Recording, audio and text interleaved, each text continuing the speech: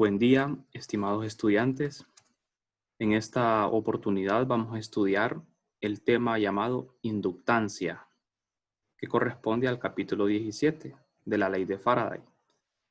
Bien, vamos a empezar. ¿Qué es la inductancia? Pues antes de llegar a la definición de lo que es la inductancia, vamos a mencionar algo muy importante relativo al tema. Una corriente cambiante en una bobina induce una FEN en otra bobina adyacente. Esto lo sabemos de la ley de Faraday.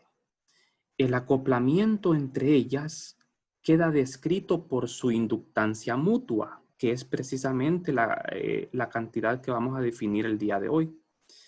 Una corriente cambiante en una bobina también induce una FEN en esa misma bobina, la cual recibe el nombre de inductor, y la relación de la corriente con la FEN está descrita por la inductancia, que también se le llama autoinductancia de la bobina. Bien, la unidad en el Sistema Internacional para la Inductancia Mutua es el Henry, que se escribe como H, en honor al físico estadounidense Joseph Henry. Bien, con el flujo magnético podemos obtener esta propiedad importante del sistema llamada inductancia, la cual depende únicamente de la geometría del sistema, al igual que la capacitancia. O sea que en 321 nosotros estudiamos lo que era el capacitor y aquí vamos a estudiar lo que es un inductor. La capacitancia en 321 y en 415 la inductancia. Ambas son propiedades geométricas de un sistema. Bueno, entonces para tener una idea clara antes de caer a la parte matemática, la inductancia mutua la podemos ver en este ejemplo. Tengo dos bobinas que están cortadas. Hay un corte transversal. Imagínense que tenemos dos bobinas separadas por una distancia. Esta es la bobina 1 y la bobina 2. La bobina, hay una diferencia de tamaños entre ambas. En la bobina 1, que está formado por N1 espiras, circula una corriente I1. Esta corriente está cambiando con el tiempo. Entonces, cuando esta corriente cambia con el tiempo, esta corriente induce una corriente en la otra bobina que tiene N2 espiras. Si la corriente de esta bobina 1 cambia con el tiempo, el flujo que atraviesa la bobina 2 va a ocasionar una FEN inducida en la bobina 2. Estas bobinas tienen una forma, una geometría definida y están separadas por una distancia dada. Si nosotros suponemos de que la forma, la geometría y la separación de las bobinas es constante, entonces nosotros podemos calcular un coeficiente de proporcionalidad llamado inductancia o inductancia mutua. En este caso sería mutua porque tenemos un sistema formado por dos bobinas. Cuando es una sola bobina sería autoinductancia. Cuando el sistema está formado por dos bobinas, le llamamos inductancia mutua. Entonces, en este caso, tendríamos que definir lo que es la inductancia mutua. Bien, entonces esa inductancia mutua, que es un coeficiente de proporcionalidad, va a depender solo de la geometría de este sistema, de la separación que hay entre ambas, no de la corriente que circula, claro.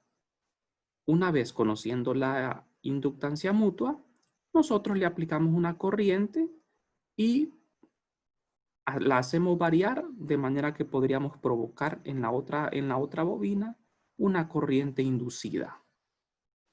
Pero lo que vale la pena resaltar aquí es que la inductancia mutua no va a depender de la corriente que circula por ella, solamente de la geometría.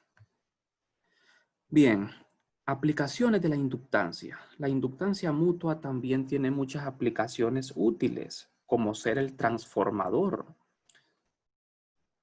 usado en los circuitos de corriente alterna para subir o bajar voltajes. Una corriente alterna variable en el tiempo en una bobina del transformador produce una FEN variable en la otra bobina. El valor de la inductancia mutua, que es M, que depende de la geometría de las bobinas, determina la amplitud de la FEN inducida en la segunda bobina y por lo tanto la amplitud del voltaje de salida. El transformador es una de las aplicaciones más importantes. Vamos a ver un poco más a fondo esto. Un transformador tiene una forma básica como la que se muestra en esta figura. Está formado por un núcleo que puede ser de hierro. En torno a ese núcleo tenemos dos bobinas. Esta que aparece en color morado y la otra bobina que aparece en color verde. Estas bobinas generalmente están diseñadas con diferente número de vueltas. Entonces, al provocar una corriente aquí alterna en una de las bobinas, esta va a ocasionar un flujo en la otra y va a provocar una FEN. Entonces, esto es un transformador, es una aplicación de lo que es la inductancia. Aquí tenemos una vista de lo que es un transformador, que es una de las grandes aplicaciones de este tema. Bueno, vámonos a la parte matemática. Queremos definir lo que es la autoinductancia y la inductancia mutua. Bueno, consideremos entonces dos circuitos filamentales, el circuito C sub J y el circuito C sub K. Son filamentales, son circuitos cerrados, completos, con sus respectivas corrientes I sub J e I sub JK. La corriente I sub K producirá una inducción B sub K en cada punto de la superficie C sub J, como podemos ver aquí en la figura. O sea, tenemos dos circuitos, C sub J y el C sub K. Son circuitos filamentales completos. Colocamos un origen y ubicamos un elemento de corriente de cada circuito, el DDS sub J y el DDS sub K, con respecto a este origen. Entonces, estos dos circuitos que tengo aquí están fijos en el espacio. Entonces, una vez con esto, nosotros vamos a decir lo siguiente. La corriente I sub K va a producir una inducción B sub K en cada punto de la superficie de S sub J. O sea, la corriente I sub K, al estar variando en el tiempo, va a provocar un flujo magnético variable en el área limitada por el circuito C sub J, lo que va a producir a su vez una FEN inducida en el circuito C sub J. Entonces, vamos a utilizar la definición de potencial vectorial. El potencial vectorial A sub K es el potencial vectorial producido por el circuito C sub K en el punto RJ del circuito C sub J. Entonces, el flujo a través de C sub J debido a C sub K será de esta forma. Aquí ponemos flujo en términos, como ustedes ya lo conocen, del potencial vectorial.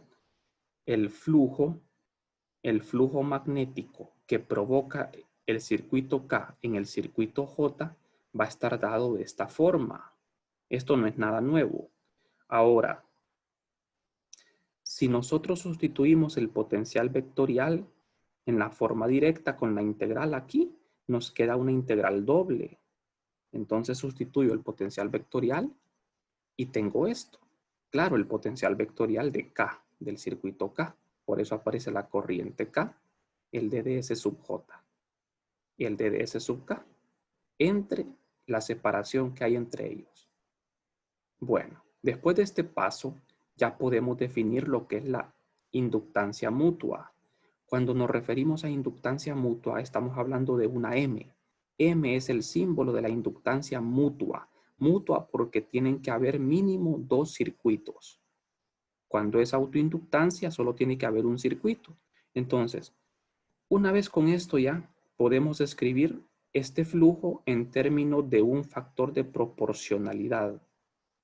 Este factor de proporcionalidad es M. M solo depende de la geometría. Lo multiplicamos por la corriente. Entonces, ¿quién es este M? Es la inductancia mutua. Tiene un subíndice JK. ¿Por qué razón tiene dos subíndices? Porque depende de la geometría de los dos circuitos, no solamente de uno. mientras que la corriente solo es la corriente de K. ¿Por qué así? Vamos a ver, leamos bien esto. El flujo, fíjense bien la notación. Este es el flujo que provoca el circuito K en el J. Entonces, la corriente que aparece es la corriente del circuito K. Y la inductancia mutua se refiere a la geometría de ambos circuitos, tanto el K como el J. Recuerden que el circuito K y J son estos. Este es el circuito K, este es el J. Entonces, con esta notación estamos diciendo el flujo que provoca el circuito K en el circuito J, que provoca el circuito K, que es este, en el circuito J. Pero M depende de la forma de los dos circuitos, de la separación entre ambos. Bien, entonces ya tenemos definida lo que es de una forma indirecta la inductancia mutua. Ahora bien, ¿quién es la inductancia mutua? Es una integral doble, como ustedes, me voy a ir atrás, como ustedes lo pueden ver aquí. Lo único que hicimos con este paso fue, en vez de escribir esta integral doble, escribirlo como m multiplicado por i sub k. O sea que i sub k, este mismo que está aquí, lo multiplico por un factor de proporcionalidad m, que es todo lo demás. Ese m es esta integral doble. Entonces, la inductancia mutua queda definida de esta forma, para dos circuitos filamentales. Como ustedes se fijan acá, esto solo depende de la geometría, de la forma que tienen los circuitos. Esta es la forma directa de calcular la inductancia mutua y es la forma más difícil. Es la forma directa. No es la mejor forma de hacerlo. Vamos a ver cuál es la mejor manera de hacerlo en breve. Bueno, a M sub JK se le denomina inductancia mutua de los circuitos J y K. Entonces, vamos a ver. Veamos la notación para que no nos enredemos en esto. La notación es muy importante acá. Fíjense bien aquí el cambio. El flujo de J en K. Cuando yo digo flujo de J en K, tengo que tomar la corriente del circuito J. Es la que me provoca que exista una FEN en el circuito K. Pero M depende de J y K. Entonces, ¿cómo se lee esto? Este es el flujo que provoca el circuito C sub K, el flujo en C sub K debido a la corriente IJ. El flujo en C sub K debido a la corriente IJ. Y esta notación es el flujo en C sub J debido a la corriente I sub K. Al revés. Entonces, cuando le damos vuelta a los subíndices, estamos hablando del flujo del circuito C sub J debido a la corriente I sub K. Entonces hay que tener muy claro este concepto. Fíjense bien. La forma difícil de calcular la inductancia mutua es hacerlo con la integral directa. La forma fácil es despejar de esta fórmula, calcular el flujo y despejar para M conociendo la corriente, claro. Bueno, M, que es un factor geométrico, una constante de proporcionalidad, M va a tener la siguiente propiedad. Es una propiedad que es simétrica. Decir M sub KJ es lo mismo que decir M sub JK. O sea que aquí no importa el orden en los subíndices. La inductancia mutua es simétrica. Bueno, entonces cuando calculemos la inductancia mutua, no importa en qué orden lo hagamos, es la misma para ambos circuitos. Bueno, ahora, efecto sobre la FEN. Vamos a ver qué pasa con la FEN cuando nosotros conocemos este flujo.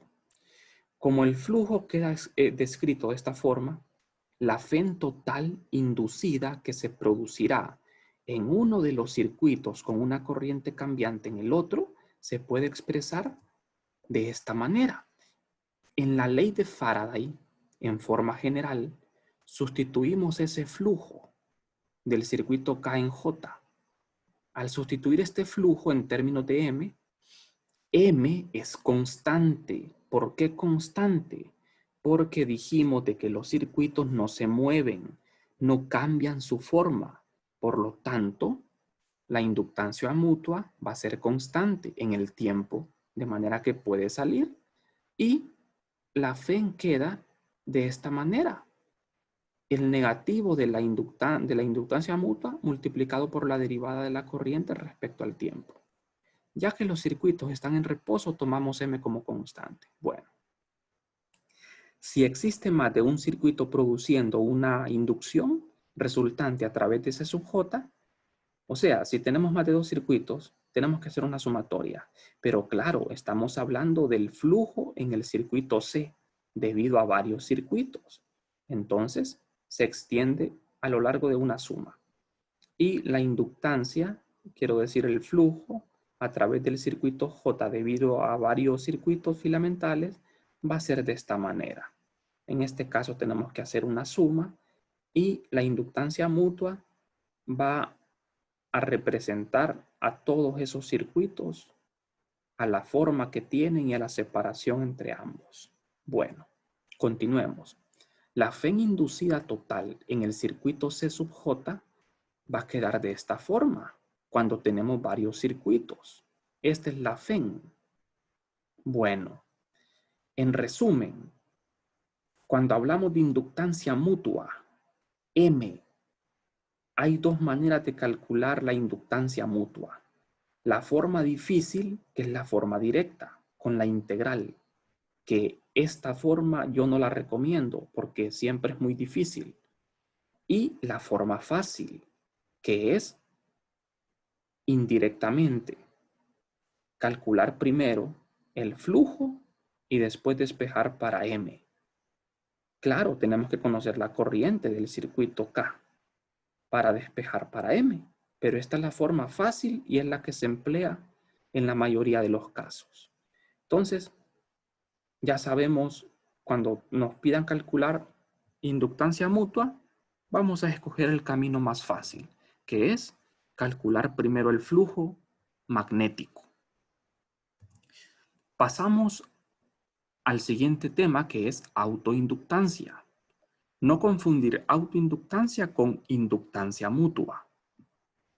La inductancia mutua depende de dos o más circuitos, mientras que la autoinductancia depende de un solo circuito a la vez. Es un solo circuito afectándose a sí mismo debido a un flujo cambiante en él.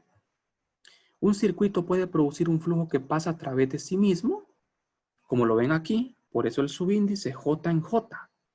Un circuito, al tener una corriente variable, va a provocar en él un flujo variable y por lo tanto va a provocar una FEN.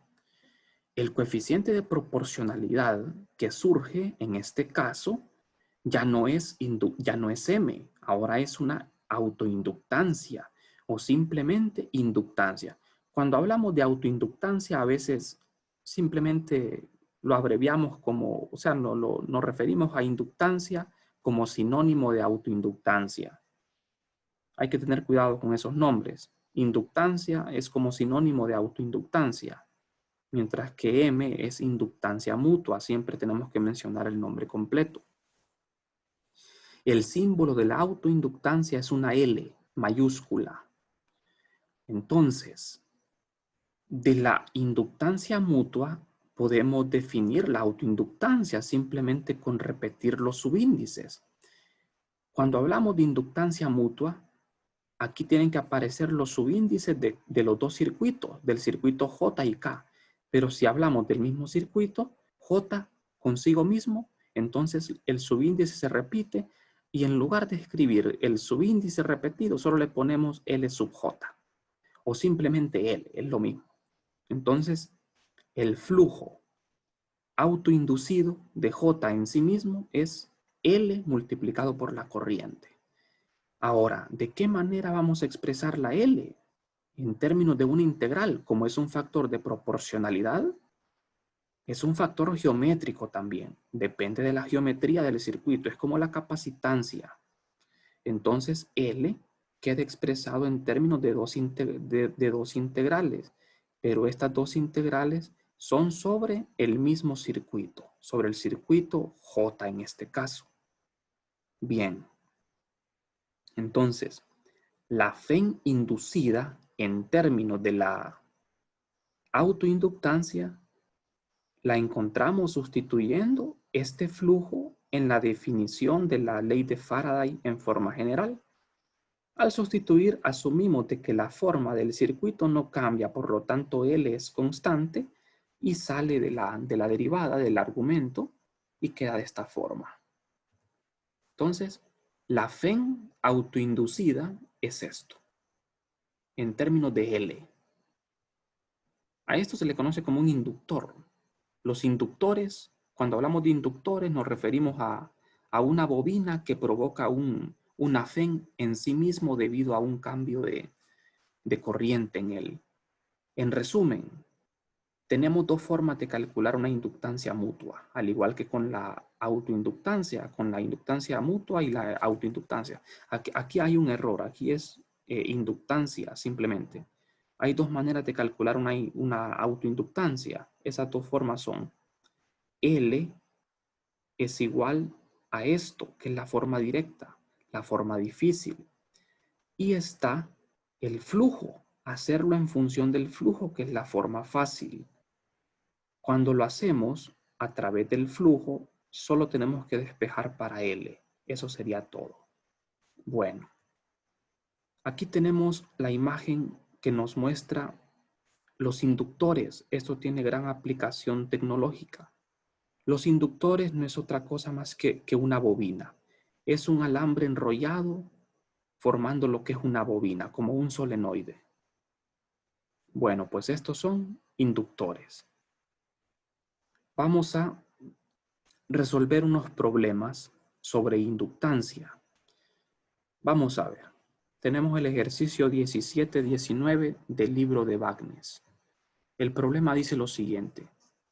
Las dos corrientes antiparalelas infinitamente largas y el rectángulo de la figura 17-17 están en el mismo plano.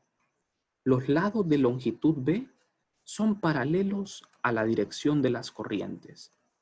Encontrar la inductancia mutua entre el circuito de las corrientes opuestas y el rectángulo. Lo que me pide el problema es encontrar inductancia mutua, no autoinductancia. Entonces, el problema nos ofrece esta figura. ¿Qué tenemos aquí? Tenemos tres circuitos, dos corrientes rectas infinitas, antiparalelas, y un rectángulo. En el rectángulo no hay corriente. Todos los circuitos son filamentales, solo que tienen diferente geometría. Este es un rectángulo. Los tres circuitos están en el plano, en un solo plano. Los lados B del rectángulo son paralelos a las dos corrientes. La corriente en este circuito va hacia abajo, aquí va hacia arriba, pero tienen igual magnitud. La separación entre las dos corrientes es D mayúscula. La separación entre esta corriente y el rectángulo es D. Las dimensiones del rectángulo son A y B. Entonces queremos calcular la inductancia mutua que tiene este sistema. O sea, los tres circuitos. Vamos a ver. Entonces, la solución. Hay dos formas de calcular la inductancia mutua. La integral directa, que es la forma difícil, o calculando el flujo, que es la forma fácil. Lo vamos a hacer con la forma fácil, o sea, calculando el flujo. Pero en este caso tenemos que hacer una suma. ¿Por qué? Porque tenemos más de dos circuitos. Tenemos tres circuitos. Dos corrientes y un rectángulo. Bueno, entonces, luego despejamos para M sub JK de esta fórmula. Los pasos que vamos a seguir en la aplicación de esta fórmula son los siguientes. Primero, vamos a calcular la inducción B de los dos alambres, el alambre 1 y 2, con la ley de Ampère, la forma fácil. Luego, calculamos el flujo magnético que los alambres 1 y 2 producen en C. Y por último, sumamos los flujos y despejamos para M. El procedimiento es bastante fácil. Vamos a comenzar con el primer paso. Primero, pongamos la figura de manera más ordenada. Tenemos que asignarle un nombre a los circuitos. Tenemos 3 circuitos filamentales. El circuito 1 es una corriente recta infinita que va hacia abajo. Corriente I1. El circuito 2, una corriente infinita recta que va hacia abajo, hacia arriba, quiero decir. Pero las dos corrientes son iguales en magnitud, son iguales ahí. Bien, y el circuito C, que es el circuito sobre el que vamos a calcular el flujo, el circuito C. En este circuito no hay corriente. Vamos a calcular la inductancia mutua de este circuito C con estos dos alambres. Se supone que la inductancia mutua es un factor geométrico constante. O sea que estos circuitos van a permanecer fijos en el tiempo. No se van a mover y tampoco se van a deformar. Van a estar fijos. Por esa razón, la inductancia mutua solo depende de la forma, de la geometría, de la separación entre ellos. Al cambiar la separación, cambia la inductancia mutua. Bueno, entonces, el primer paso, con la ley de Ampère, encontramos los campos magnéticos de los dos circuitos rectos, 1 y 2. No lo vamos a hacer en detalle porque esto ustedes ya lo saben. Con la ley de Ampère, la inducción magnética de 1 y 2 quedan de esta forma. Iguales, solo cambian en el signo. ¿Por qué? Vamos a ver. Para el circuito 1 es negativa y para el 2 es positiva. La corriente, el alambre 1 va hacia abajo. Por regla de la mano derecha, va a producir una inducción en el sentido negativo de phi, en sentido horario visto desde arriba, mientras que el circuito 2 va a producir un flujo magnético en sentido antihorario visto desde arriba, en la dirección de phi positivo. Por eso el campo de 2 es positivo y el campo de 1 es negativo, pero ambos son idénticos en magnitud. El paso 2, una vez con la inducción magnética, calculamos el flujo magnético que cada alambre produce en el circuito C, que es un rectángulo. El flujo, aquí tenemos que ser ordenados. Vamos a calcular primero el flujo del circuito 1 en C. Entonces escribimos así, el flujo de 1 en C. Y esto lo calculamos de la forma que ustedes ya lo saben, con la integral de superficie del campo magnético. Pero aquí vamos a ver una figura.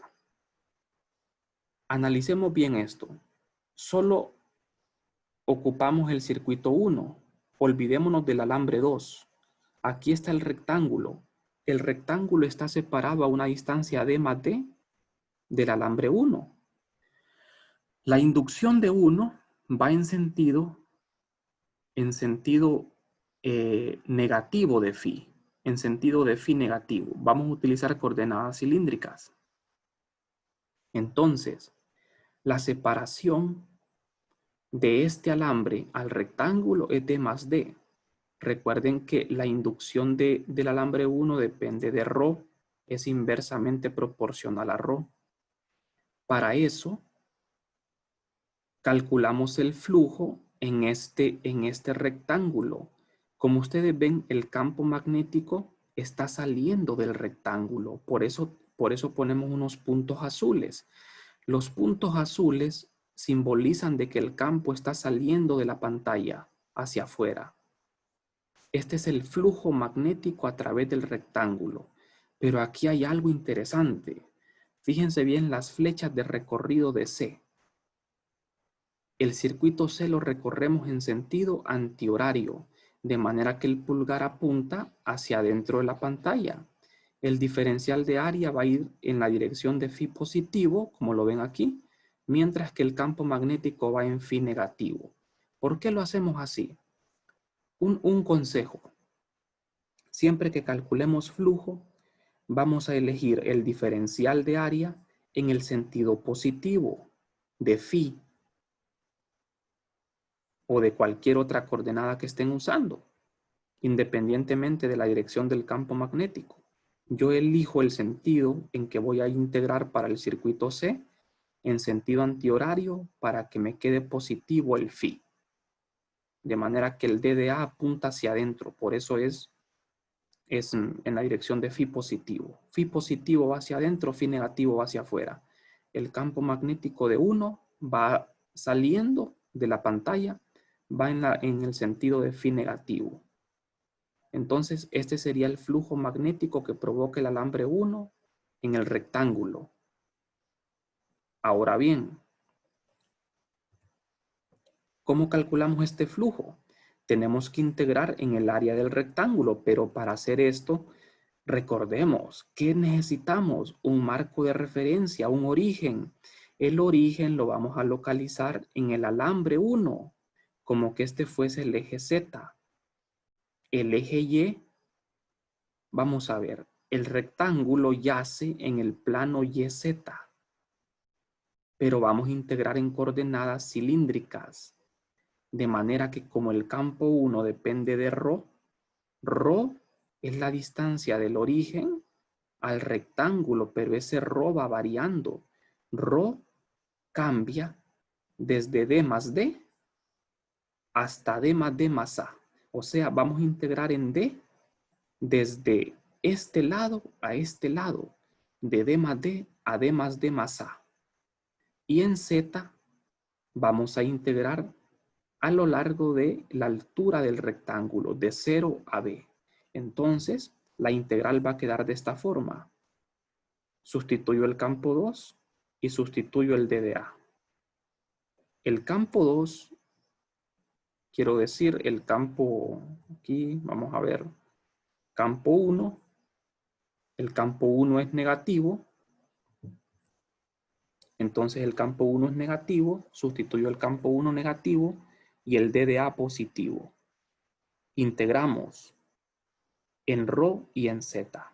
En ρ vamos de d más d a d más d más a y en z de 0 a b. La integral es bastante fácil. La integral la resolvemos y al resolver la integral nos queda esto. Usamos la ley de los logaritmos y al final simplificamos la respuesta. Bastante fácil. El flujo que provoca el alambre 1 en C nos queda negativo. ¿Por qué nos queda negativo? Nos queda negativo, obviamente, porque el DDA y B1 son antiparalelos, van en sentidos opuestos. Un consejo que le doy, siempre que calculen flujo en un área debido a varios circuitos, uno tiene que elegir el mismo DDA para todos los casos. Independientemente si el campo 1 es positivo o negativo, el DDA no lo vamos a tocar, lo vamos a elegir siempre en sentido positivo. Así como ven aquí las flechas, ven sentido antihorario, de manera que el pulgar apunta hacia adentro de la pantalla. Entonces el flujo me quedó negativo. Ahora calculemos el flujo del alambre 2 en C. El flujo que provoca el alambre 2 en C va a ser diferente, porque este alambre está más cerquita del rectángulo. Entonces vamos a ver. El flujo del alambre 2 en C lo planteamos de esta forma, pero esto va a ser diferente. ¿Por qué diferente? Porque el alambre 2 está más cerca del rectángulo, está a una distancia D. Está a distancia D.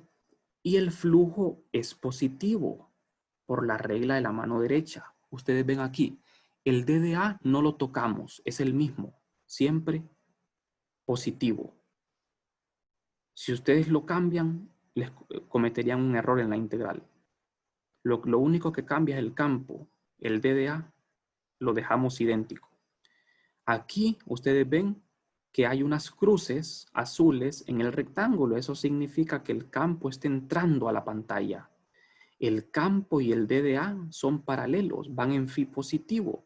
Phi positivo está entrando a la pantalla. por la definición de phi.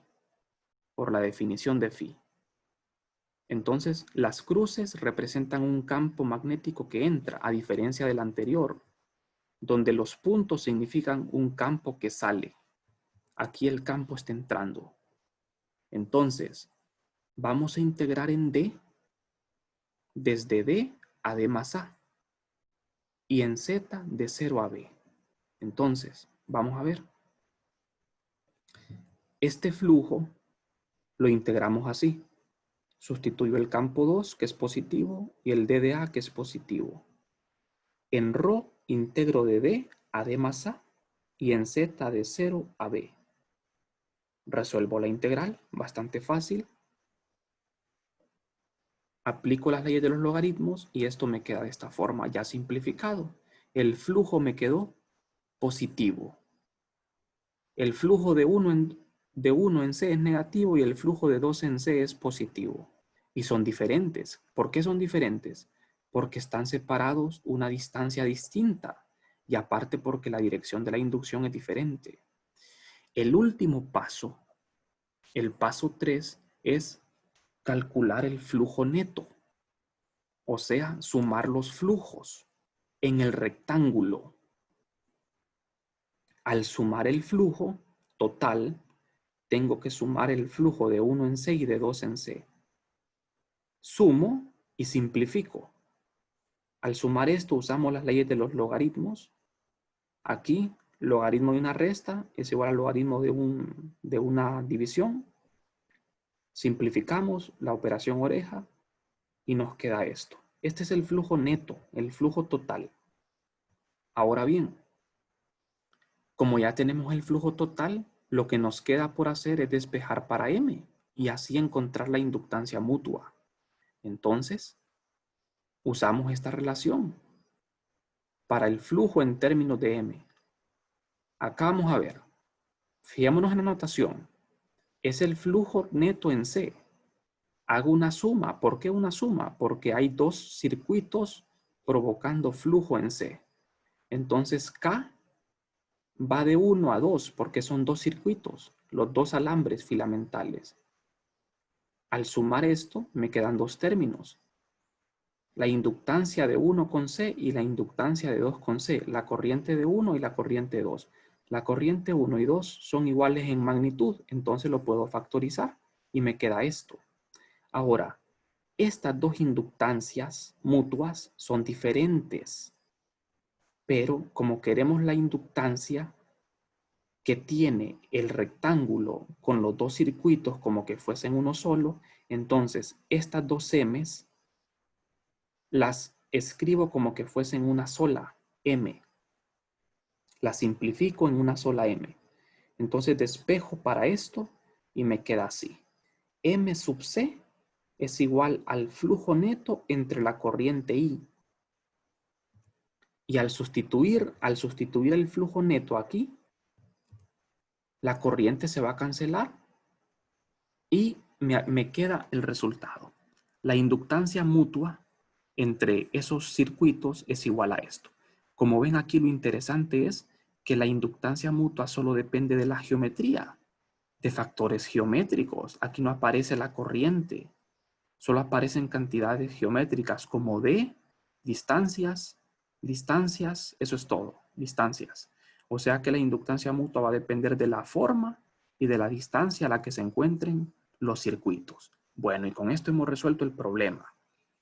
Vamos a pasar al siguiente ejercicio de la guía. El ejercicio de la guía, número 4. Es el ejercicio número 4 de la guía de estudio. El problema dice lo siguiente. Determine la inductancia mutua entre un alambre recto muy largo y una espira conductora con forma de triángulo equilátero, como se ve en la figura. Tenemos un problema algo similar. En este caso solo tenemos dos circuitos, el alambre recto infinito y un triángulo equilátero. Recuerden, los dos circuitos están fijos en el espacio, no se mueven y tampoco cambian de forma. Eso significa que la inductancia mutua es constante. Si los circuitos cambian de forma o se mueven, la inductancia también va a cambiar. Va a ser una inductancia variable. Entonces, las dimensiones de este triángulo son B. Es un triángulo equilátero del lado B. Y este vértice del triángulo está a una distancia D de la corriente recta infinita. Bueno, veamos. Queremos calcular la inductancia mutua de este sistema. Para eso, tenemos que ser ordenados. Le ponemos nombre a los circuitos. Circuito 1 es el alambre y el circuito 2 es el triángulo. Colocamos un origen de coordenadas. El origen lo ponemos en el alambre infinito. Y el triángulo y el alambre se encuentran localizados en el plano ZY. Esto está en el plano ZY. Entonces, lo que sigue ahora es el procedimiento a seguir. Para resolver el problema, para encontrar la inductancia mutua, debemos seguir los siguientes pasos. El paso número 1, encontrar el campo magnético debido al alambre con la ley de Ampère. Paso número 2, calcular el flujo magnético en el triángulo. Paso número 3, encontrar la inductancia mutua a partir de esta fórmula. Aquí hay algunos errores en la diapositiva. Aquí tiene que ser inductancia mutua. No olviden eso de mutua. Cuando decimos inductancia es L. Cuando decimos M es inductancia mutua. Entonces, vamos a seguir el mismo paso con el problema anterior. Comencemos con el paso 1, calculando la inducción magnética del alambre con la ley de Ampère. Esta es la famosa ley de Ampère. Entonces, tenemos el alambre infinito que conduce una corriente en la dirección de Z positiva. Y con la ley de Ampère el resultado es este. Las líneas de campo van en sentido antihorario. En antihorario es phi positivo, sentido horario es phi negativo. Entonces, por regla a la mano derecha, el pulgar va en la dirección de la corriente y los 4 dedos van siguiendo las líneas de B, enrollándose en torno al alambre. Entonces, esta inducción de B1 es positiva. Como ven ustedes aquí con la ley de Ampère, lo obtuvimos de manera bastante fácil. Este es el resultado. La inducción de la línea 1 es esto, en phi positivo. Ahora, el segundo paso, calcular el flujo magnético que provoca el alambre en el triángulo equilátero. El flujo lo calculamos con esta integral. Es una integral doble. ¿Quién es D de A? Es un diferencial de área. Pero ¿en dónde está ese diferencial? Está en el área donde queremos calcular flujo, el área del triángulo. Ese triángulo está en el plano ZY. Lo vamos a resolver en coordenadas cilíndricas. Podemos trabajar en coordenadas cartesianas, pero ¿por qué vamos a trabajar cilíndricas? Por una sencilla razón. Como el campo magnético está en coordenadas cilíndricas, para no tener que cambiar el campo a coordenadas cartesianas, trabajamos todo el problema en coordenadas cilíndricas. Entonces, el D de A lo definimos en cilíndricas.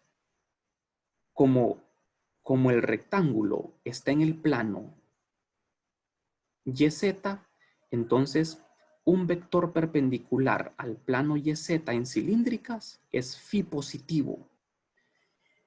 Las líneas de campo que produce el alambre infinito van en phi positivo, están entrando en el triángulo. Entonces, por eso ponemos unas cruces azules. Esto representa un campo magnético entrando en el triángulo, en el área. En esta área vamos a calcular el flujo magnético debido a la inducción que produce este alambre. Entonces, B entra.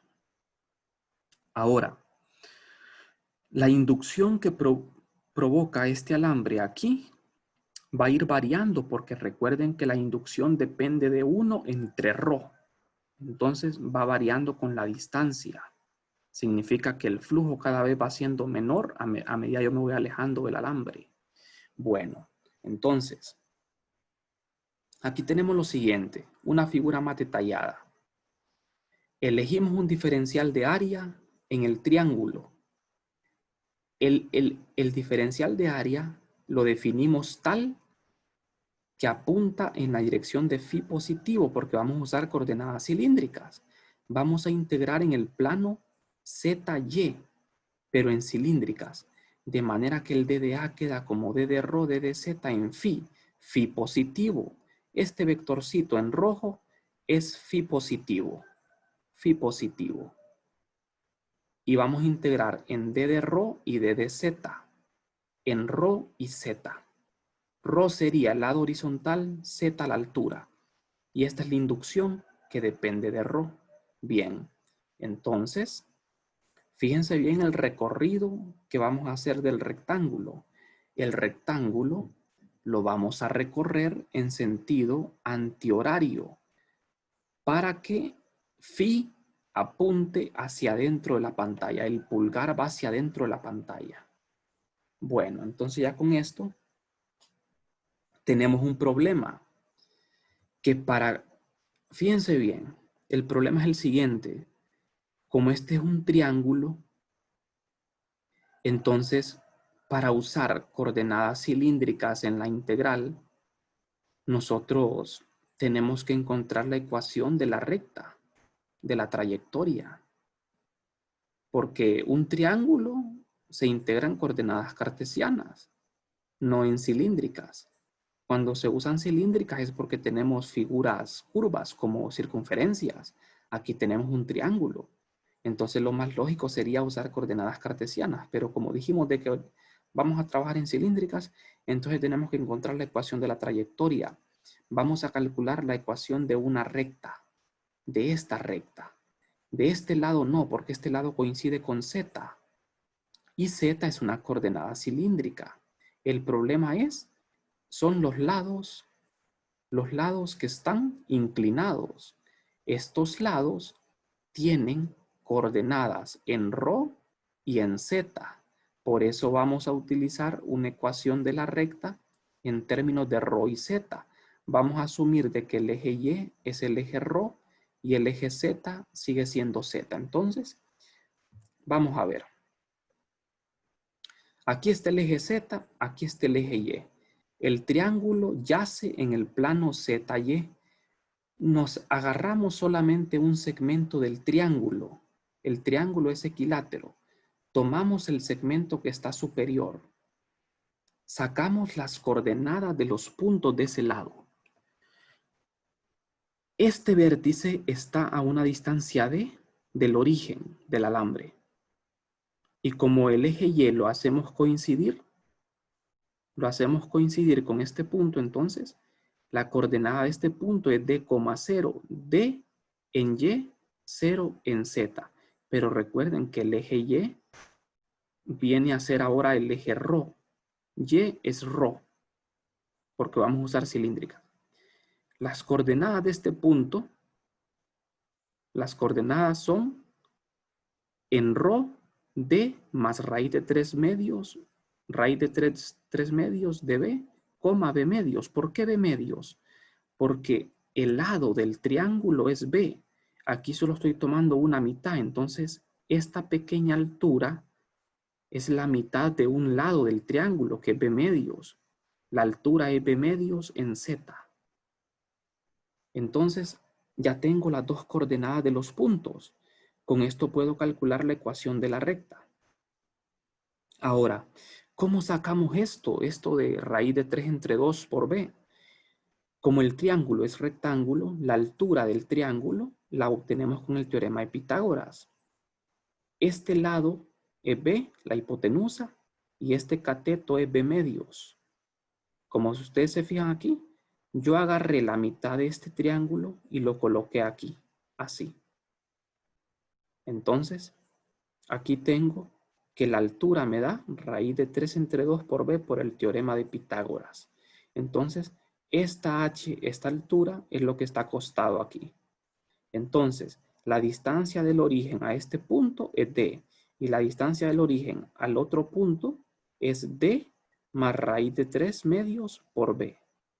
Y así tenemos las dos coordenadas que necesitamos para encontrar la ecuación de la recta en términos de ρ y de z. Bien, esto fue bastante fácil hacerlo. Ahora, calculemos la ecuación de la recta. Con la fórmula de la pendiente encuentro dicha pendiente. En vez de X y Y usamos Z y ρ. Z es el eje vertical y ρ el eje horizontal. O sea, en vez de Y, en vez del plano Y y X, tenemos el plano Z y ρ. Lo que antes era Y, ahora es Z, y lo que antes era X, ahora es ρ. Entonces sustituimos los pares ordenados. ¿Quién es el punto 2 y el punto 1? No importa el orden. Decimos de que el punto 2 es este y el punto 1 es este. Entonces, Z sub 2 es B medios. Z sub 2 es este punto B medios. Y Z sub 1 es 0. Me queda B medios menos 0. Rho sub 2 es D más raíz de 3 medios B menos Rho sub 1 que es D. Entonces, tengo esto. Este D se cancela y me queda esto. Simplificando, la pendiente queda como 1 entre raíz de 3. Ahora, usamos la ecuación de la recta en coordenadas cilíndricas. Esta es la ecuación de la forma punto pendiente para encontrar la ecuación de la recta. ¿Se acuerdan de la ecuación de la recta? Que era y menos y sub 0 igual a m por x menos x sub 0. Entonces ahora el papel de y lo toma a z y el papel de x lo toma ρ. Entonces z menos z sub 0 igual a m por ρ menos ρ sub 0. Entonces, el punto 0 es cualquiera de los dos puntos. Cualquiera de los dos puntos lo puedo tomar como el punto sub 0. Tomamos el más fácil. El más fácil es este.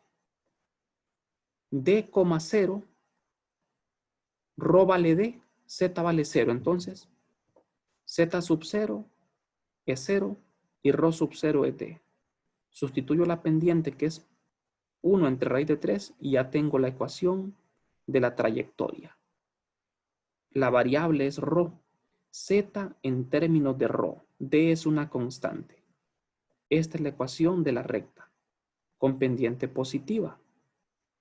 Bueno, la ecuación de la otra recta no es necesario calcularla. ¿Por qué razón? Porque nosotros vamos a calcular un flujo magnético. El flujo magnético del triángulo de la parte superior es el mismo flujo de la parte del triángulo inferior. Fíjense bien, el flujo a través de esta área, la mitad del triángulo, es el mismo flujo que la mitad de abajo. Entonces, ¿qué voy a hacer? Calculo este flujo a través de la mitad de este triángulo y lo multiplico por 2. O sea que por eso solo tuve que encontrar la ecuación de una recta. Entonces ahora, con eso en mente, calculamos el flujo en la mitad superior y lo multiplicamos por 2. Entonces, calculamos el flujo para la mitad superior del triángulo y luego se multiplica por 2. El flujo del circuito 1 en 2 es esto. Vamos a integrar en ρ y z. Vamos a ver, ya tenemos el campo magnético. Vamos a integrar en ρ de D a D más raíz de 3 medios B, como ustedes ven en la figura. En ρ integramos desde D, porque recuerden que ρ, la coordenada ρ del campo magnético se midió desde este origen. Por eso tenemos que integrar desde este origen hasta acá. Desde este origen a este punto hay una distancia D. Y de este origen a este otro punto hay una distancia de D más raíz de 3 medios B. Entonces tenemos que respetar ese orden. Tenemos que respetar el origen, en otras palabras. Entonces, por eso en ρ, el límite va de aquí a aquí. De un punto del triángulo, de un vértice del triángulo al otro lado del triángulo. Y en z integramos desde 0 hasta esto. ¿Por qué así? Vamos a ver. En z integramos, fíjense bien, z quedó en función de ρ. Vamos a integrar z desde z igual a 0, que es esta recta, hasta esta recta, que es z en función de ρ. Entonces, integro en z desde 0 hasta la recta, z en términos de ρ. Entonces, aquí el orden de integración sí importa. No podemos integrar en cualquier orden. Primero integramos en ρ y por último en z, porque z va a quedar en términos de ρ. Entonces, primero se integra en z, quiero decir, porque z es función de ρ. Se integra en z y me queda esto. Y por último se integra en ρ. De manera que al integrar en ρ me quedan dos integrales. Al realizar las dos integrales, luego simplificamos el resultado. Simplificando, tenemos esto. Aquí me quedó un logaritmo. Ahora, recuerden que este flujo solo es para la mitad superior del triángulo.